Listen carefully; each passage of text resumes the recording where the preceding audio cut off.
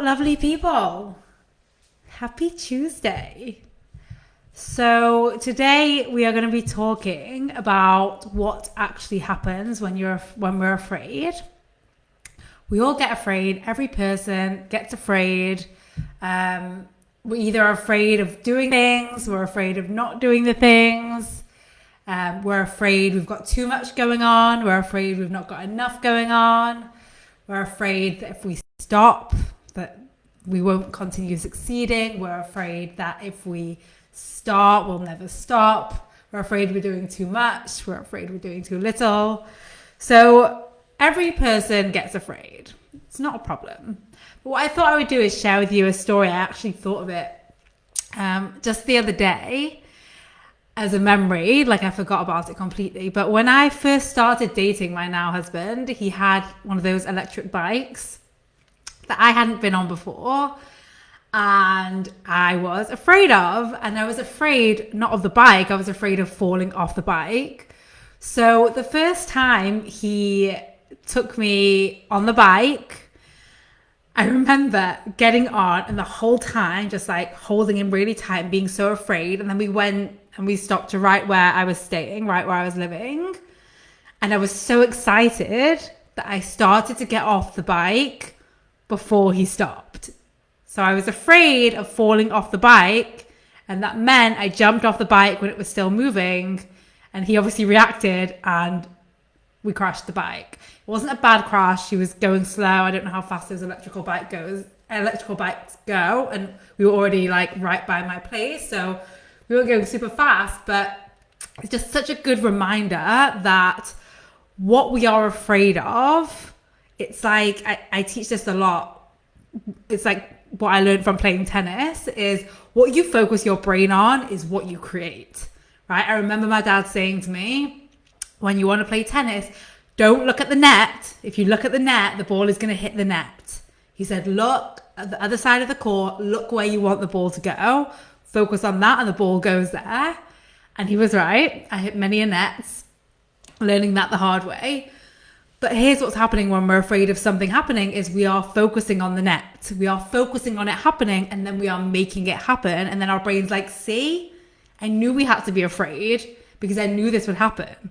But it's only happening because we are focusing on our brain, on it happening, right? Like, because I was so focused on potentially crashing or falling off the bike, I literally moved my body in a way that meant not only did we crash the bike, but I fell off. And it got me thinking about you guys and what are you afraid of? Like, what are you afraid of right now? You can even type comments, whether you are watching live or the replay. I watch and read and engage with you all afterwards anyway. I want you to think about what you are afraid of happening.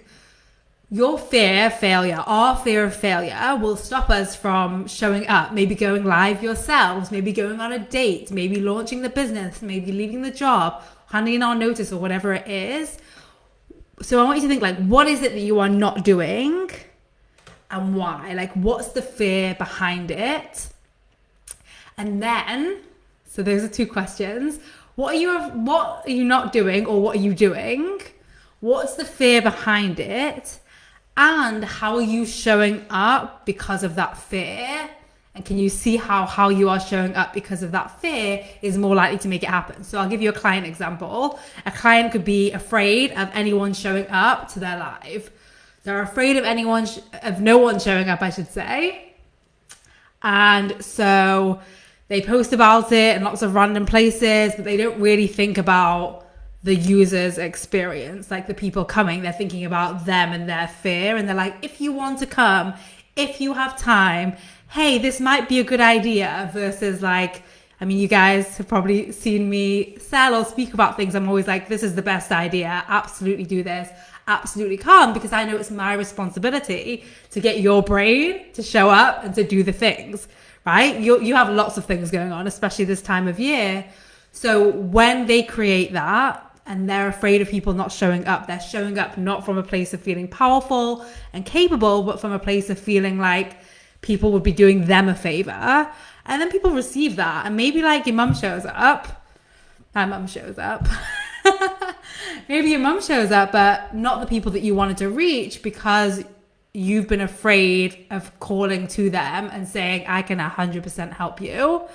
And what ends up happening is they don't come. And then you're like, see, I knew I should have been afraid about people not coming. I was right all along. And it perpetuates the idea that maybe like you can't create clients or you can't get people to come or whatever it is. Like it's also a really common one in dating. I want you to think how this is actually showing up in your life.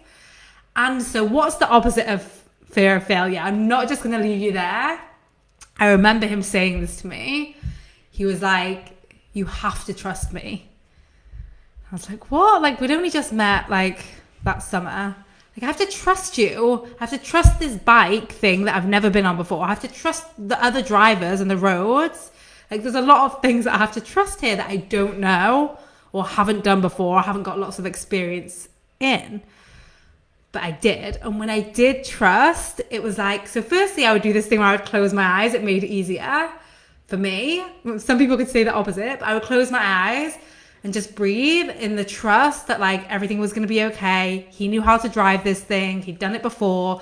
Lots of people have these vehicles and they drive them around. Like everything's okay. And I remember him saying to me, wow, it's so much easier to drive with you now because I wasn't moving and resisting his movements, right? Which is what I was doing before. I didn't even know that. So I want you to think about where you are resisting and what it would be like to lean into trust. How can you create trust for what you are fearing right now? And a good way to do this, if you're like, I don't know, is to think of an area where you already have trust. So it could be that you already have trust in a friendship and you're like, this friendship is, you know, really good friendship. Why do you have that trust? What are your thoughts that create that trust? And see how you can use those same things, the blueprint, the trust blueprint, and implement it to the area where you have fear. So that's it for today. Fear versus trust with some personal stories. Happy Tuesday. Bye, loves.